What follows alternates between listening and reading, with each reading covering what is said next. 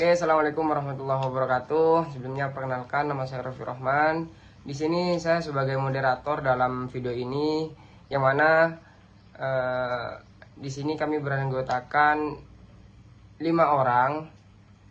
Ada Mas Rohman dengan NPM 092 dan juga saya sendiri Raffi Rahman dengan NPM 09089 dan Imam Bukhari dengan NPM 084, Mbak Yulia dengan NPM 103, dan juga yang terakhir Mbak Siti Sahlatul Mukarramah dengan NPM 100. Di sini kami akan menjelaskan hasil observasi kami selama 5 hari atau 1 minggu di Koperasi Pemasaran Syariah yang berada di Kabupaten Bangkalan. Jadi nanti kami akan menjelaskan seputar koperasi syariah itu di sana seperti apa, terus kayak pemasukan, pengeluaran, penghasilan juga itu seperti apa. Nanti akan dijelaskan oleh teman-teman saya yang sudah saya jelaskan tadi. Untuk menyingkat waktu, kami persilahkan kepada pemateri pertama untuk menyampaikan hasil observasinya. Selanjutnya, sejarah singkat berdirinya Koperasi Pemasaran Syariah Ikhlas Beramal dan keadaannya sampai sekarang. Nah, perlu diketahui, di dalam era tahun 60-an sampai dengan tahun 80-an, di lingkungan kantor Departemen Agama Kabupaten Bangkalan, terdapat 2 organisasi koperasi pegawai negeri. Yang pertama, Koperasi Pegawai Negeri Kantor Agama yang disingkat KPN-KOPK, yang kedua Koperasi Pegawai Negeri Pendidikan Agama atau yang disingkat KPN-Penda. Kedua koperasi pegawai negeri ini di dalam lingkup satu organisasi kedinasan kantor Departemen Agama Kabupaten Bangkalan. Nah, keduanya ini sama-sama mengalami perkembangan dari tahun ke tahun, yakni perkembangan yang positif, sehingga sama-sama mendapatkan penilaian sebagai koperasi yang berpredikat baik dan mantap dari pejabat yang berwenang.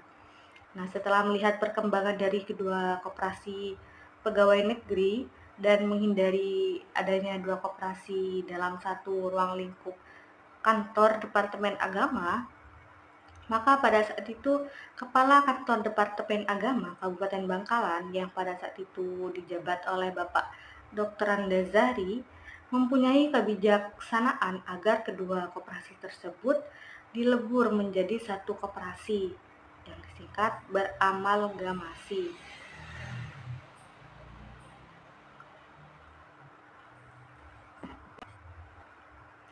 Berdasarkan kesadaran dari seluruh anggota kedua koperasi tersebut, dengan melalui prosedur yang benar dan sah, maka terjadilah satu peristiwa yang sangat penting dan bersejarah pada tanggal 22 Februari 1990, yakni amalgamasi antara 2 koperasi di lingkungan kantor Departemen Agama Kabupaten Bangkalan atau yang disingkat IKMAL. Bangkalan yang mempunyai kedudukan di Desa Melaje, Kecamatan Bangkalan, Kabupaten Bangkalan dengan beranggotakan pegawai kantor Departemen Agama Kabupaten Bangkalan, termasuk pegawai atau guru agama yang berada di wilayah kecamatan. Kemudian yang ketiga, Koperasi Pemasaran Syariah Ikhlas Beramal Bangkalan. Nah, Koperasi Ikhlas Beramal Bangkalan ini adalah salah satu koperasi yang sudah berbasis syariah yang berada di Bangkalan. Nah, Koperasi Syariah Ikhlas Beramal ini dari tahun ke tahun semakin maju, salah satunya yaitu bisa membangun sebuah penginapan syariah yang tak kalah dengan hotel-hotel lain di Bangkalan.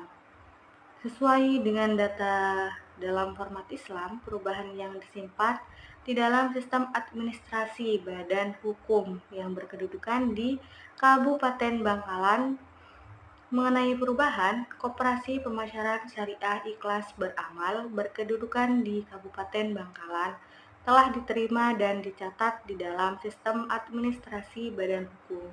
Terima kasih. Assalamualaikum warahmatullahi wabarakatuh. Di sini saya Siti Sahlatul Mukarramah sebagai pemateri kedua yang akan menjelaskan tentang latar belakang, tujuan, manfaat dari adanya PKL dan juga sejarah dari koperasi pemasaran syariah ikhlas beramal. Nah, yang pertama latar belakang. Latar belakang mengenai PKL ini yaitu untuk memperoleh gambaran terkait dunia kerja pada mahasiswa, khususnya pada prodi pendidikan ekonomi STKIP PGRI Bangkalan, dan juga memberikan program praktik kerja lapangan kepada mahasiswa untuk mengasah keterampilannya.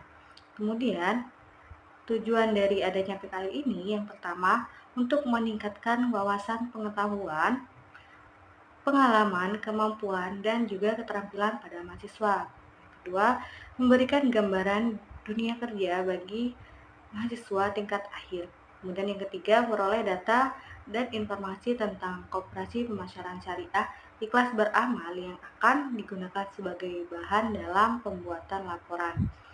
Kemudian manfaat dari adanya PKL ini, yang pertama bagi mahasiswa, yang kedua bagi lembaga perguruan tinggi, dan yang ketiga bagi koperasi.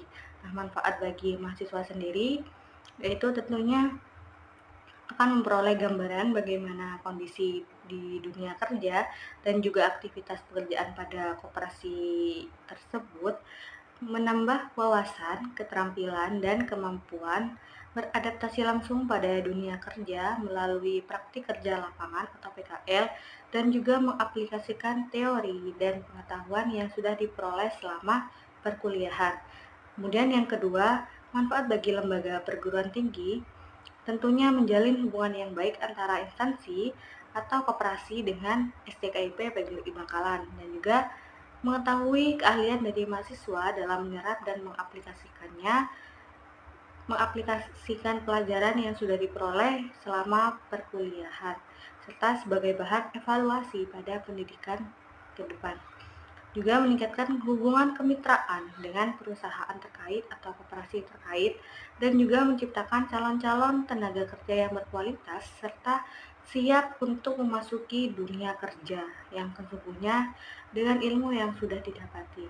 Kemudian yang ketiga bagi koperasi, manfaat bagi koperasi itu sendiri yaitu untuk membantu menyelesaikan tugas dan pekerjaan sehari-hari di koperasi tempat PKL atau praktik kerja lapangan, dan juga menjalin kerjasama yang baik antara instansi atau koperasi dengan perguruan tinggi dan mahasiswa. Slide selanjutnya yaitu struktur organisasi, yang dimana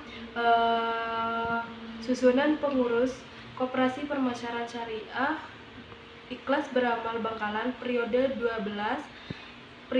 ke-12 2023 sampai 2025. Yang dimana yang pertama Bapak Dr. Andes Haji Syamsul Mu'arif MPDI selaku ketua pertama. Yang kedua, Bapak Haji Wafir SAG MSI selaku ketua kedua. Ketiga, Bapak Haji Sulaiman MPDI selaku sekretaris ke-1. Keempat, Ibu Mufarroha SAG selaku sekretaris kedua. Kelima, Bapak Mustangin SAG selaku bendahara pertama. 6. Bapak Haji Moh Saleh SE selaku bendahara kedua, dan Bapak Imam Syafi'i MPDI selaku pelengkap. Pembagian tugas pengurus. Nah, pembagian tugas pengurus dan daftar piket pengurus dituangkan dalam SK Pengurus nomor 02/B.2/SK/2023 tanggal 26 April 2023 tentang pembagian tugas pengurus dan pengawas Kopsyah Ikhlas Beramal Bangkalan masa bakti 2023 sampai 2025. Pelaksanaan tugas pengurus yang berpedoman pada rencana kerja dan rencana anggaran pendapatan dan belanja atau RAPB tahun 2023 dapat dilaksanakan dengan baik dan efisien, serta selalu berusaha untuk meningkatkan kinerja sebagai perencana, pelaksana sekaligus mengawasi perkembangan usaha di segala unit usaha agar Kopsyah Ikhlas Beramal lebih profesional sesuai dengan harapan kita bersama. Susunan pengawas tahun 2023 yakni Bapak Ahmad Athoillah LC MPDI selaku Dewan Pengawas Syariah. Yang kedua, Bapak Mawardi MPD selaku koordinator. Yang ketiga, Bapak Dr. Andes Wasono MPD selaku pengawas. Dan Bapak Haji Arif Rahman MSI selaku pengawas. Jadi pelaksanaan tugas pengawas ini telah dilaksanakan dengan mengacu rencana kerja pengawas tahun 2023, laporan hasil pemeriksaan triwulan 1, 2, dan 3 oleh pengawas telah diumumkan pada anggota serta dilaporkan kepada Dinas Koperasi dan UM Kabupaten Bangkalan. Nah, waktu pengawasan penelitian dan penilaian pada akhir tahun 2023 menyangkut pengelolaan Koperasi Pemasaran Syariah Ikhlas Beramal Bangkalan. Koperasi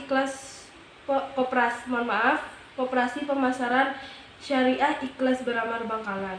Untuk pembagian tugas pengawas yakni Dewan Pengawas Syariah mengarahkan jenis pinjaman pembiayaan sesuai akad syariah. Koordinator administrasi dan keuangan, dan untuk anggota adalah organisasi dan manajemen, dan untuk anggota yang kedua ini usaha dan permodalan. Selanjutnya manajer atau karyawan. Yang pertama Ibu Meiriska Nuriana selaku pelaksana sekretaris keuangan.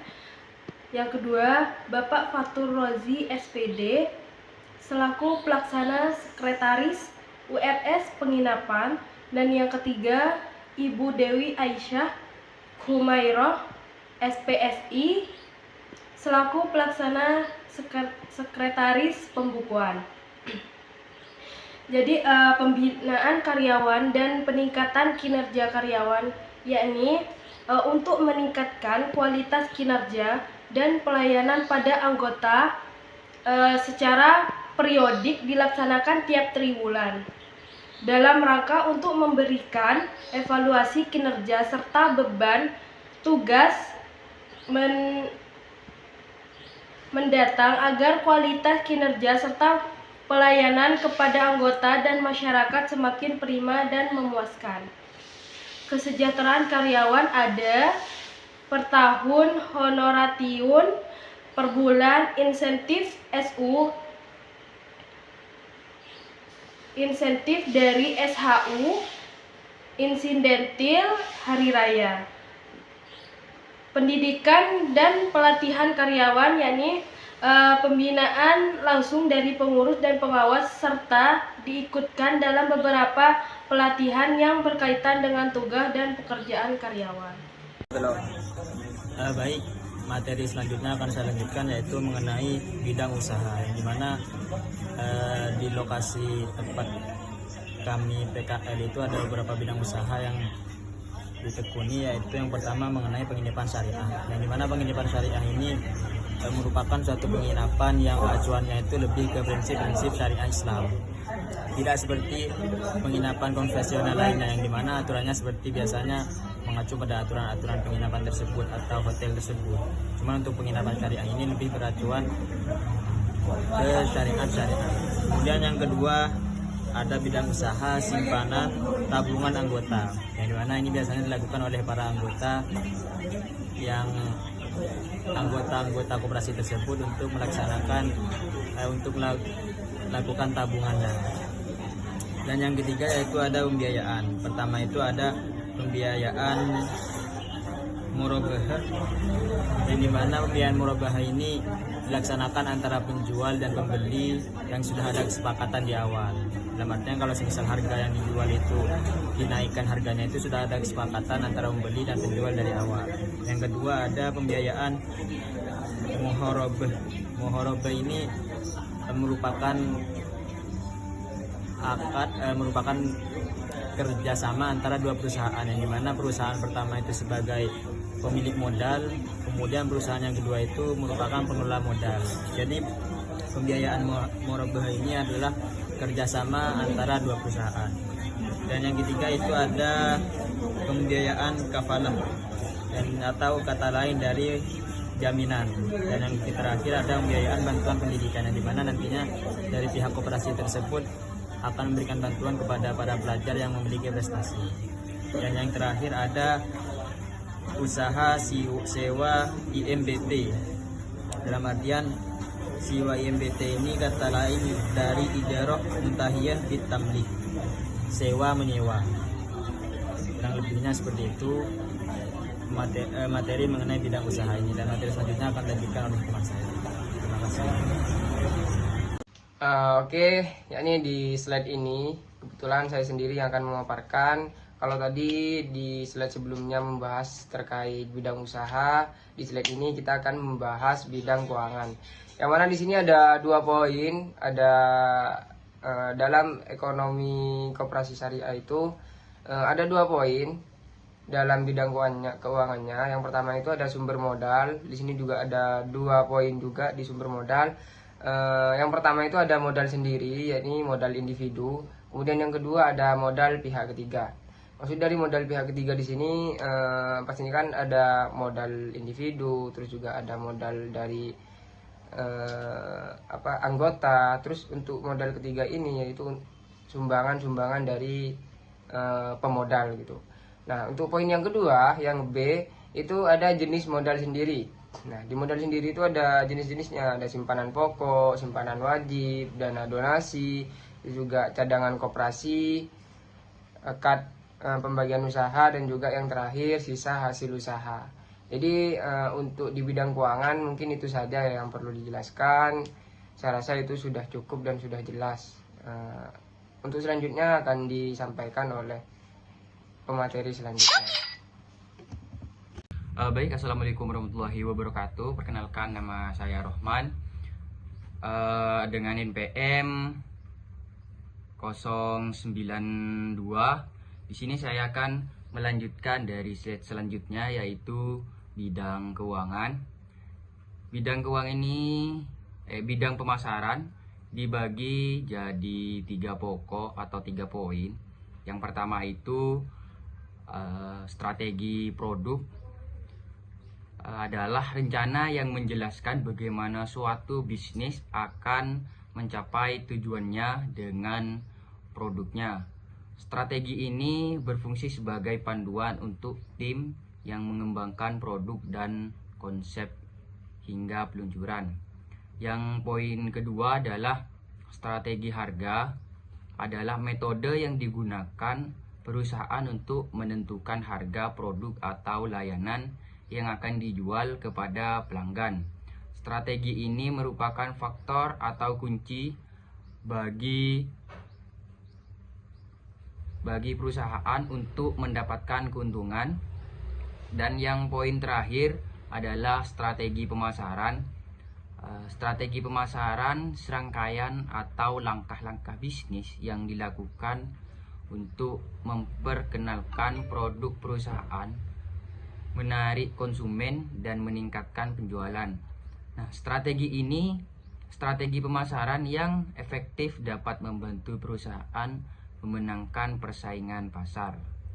Baik, cukup sekian dari kelompok kami, kurang lebihnya mohon maaf. Wassalamualaikum warahmatullahi wabarakatuh.